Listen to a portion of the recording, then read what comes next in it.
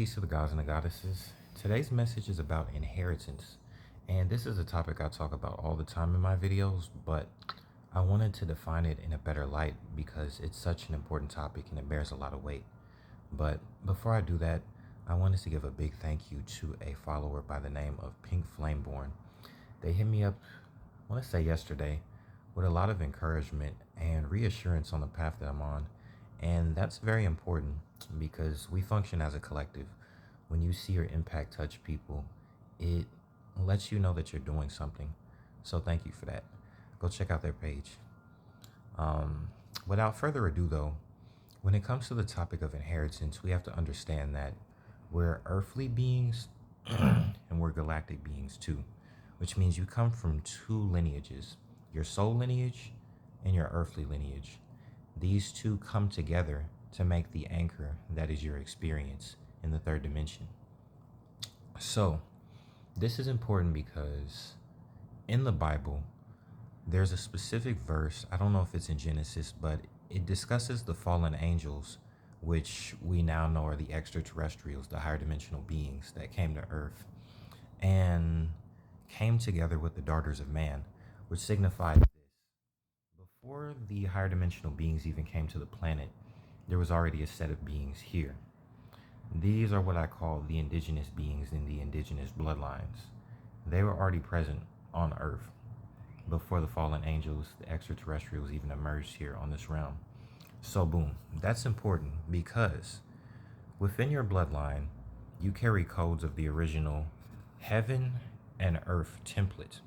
The father is the template for the upper realms, the ether, the masculine, the electricity, the upper world, and the earth is representative of the divine feminine, the yin energy, the magnetic, the underworld, the earth and water element, quite literally.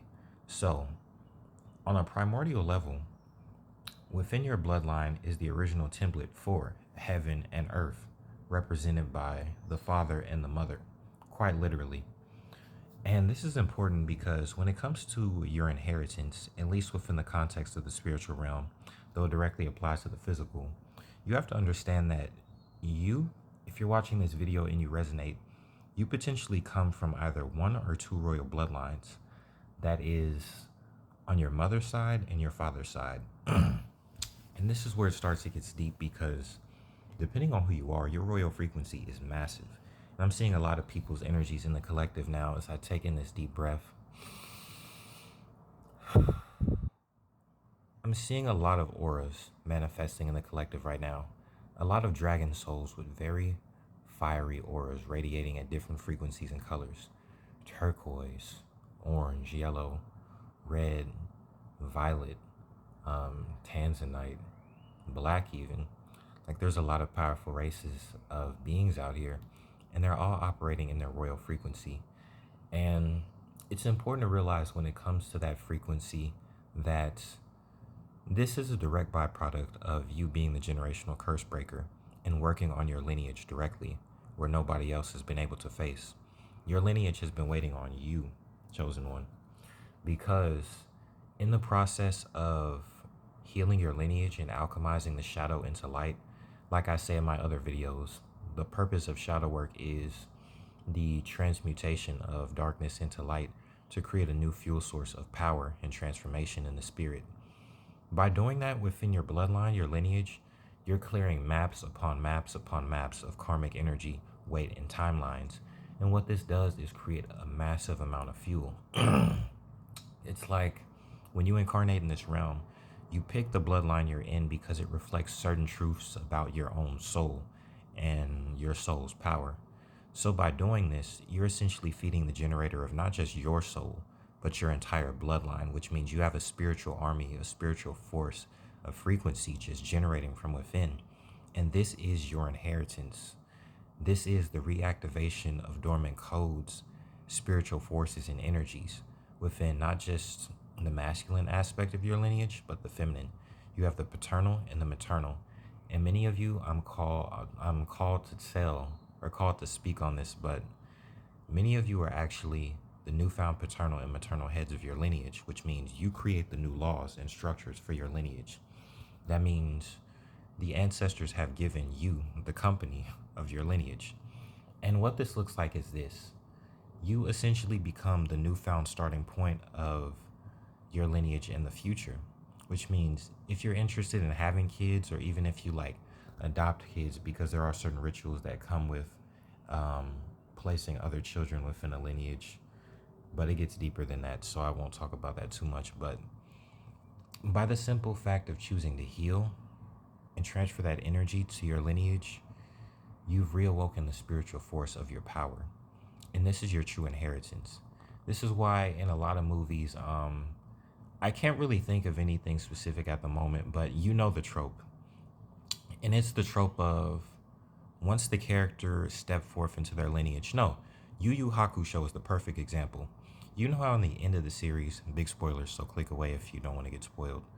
You know how in the end of the series, Yusuke, he's fighting Sensui, and he reaches a certain point of evolution to where the prime ancestor, who is a very powerful and ancient demon, a king, this is a literal metaphor of inheritance, steps forward into Yusuke's body and activates him on a primordial level with his ancient demon DNA.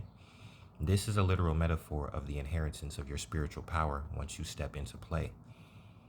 And after awakening to his power as the Mazaku, he is led back to the underworld to undergo training by his actual, I'm going to say his actual demon family, so he can learn further and further how to expand his force and his frequency with the newfound powers he's established within himself. And this is quite literal.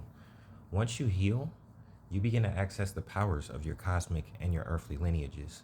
And what this means is certain codes, abilities, and gifts that those lineages have become available within you. And you using these gifts is alignment with your divine path. And through this, you reclaim your wealth. Your energy, your frequency, your currency is your wealth. So by healing your bloodline, reclaiming your gifts, and using those gifts in the earthly realm to spread your personal brand of medicine, to reclaim your lineage, to reclaim the past, to shape a future, this is how you shape your wealth, quite literally. This is all inheritance. And if you've ever seen Guardian of the Galaxy as a further metaphor, Peter Quill, Star-Lord's mother, is of the Earth. His father, however, is an extraterrestrial, a galactic titan by the name of Ego. So, this is another metaphor. Within your bloodline, you have earthly royalty and galactic royalty, but the two go hand in hand. They're mirrors of each other, you see. So, this is just a message to you all. Focus on your healing because it will pay off. You'll acquire the power that was always your birthright. And in reclaiming that power, you reclaim your current, which allows you to flow in wealth. With that being said, though, if you resonate with the message, feel free to like, share, comment, and follow my page for more content. And with that being said, I love saying with that being said, I need to find a new phrase. Have a good day.